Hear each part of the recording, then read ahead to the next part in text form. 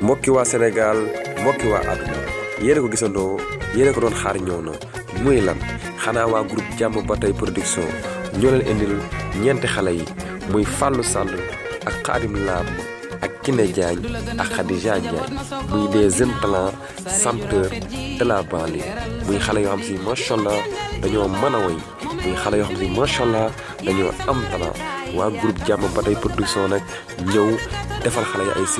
single nag mi ngi noonu incha allah ce sera disponible mi ngi noonu boo duggee ci Bëgg Ndongo TV international di nga gis vidéo yi di nga gis tamit ndeysaan son single yi nga dem contacter waa groupe jàmm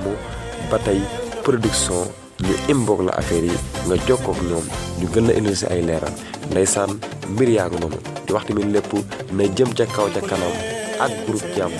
ba tey production nekk fi di mottali feddale kóllëre gi fi Ndongo Lo bàyyi woon muy jàppale les jeunes talents groupe jàmm ba tey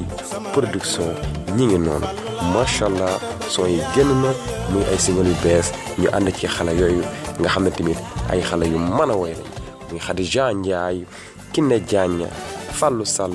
ak Khadim Lam muy déggal li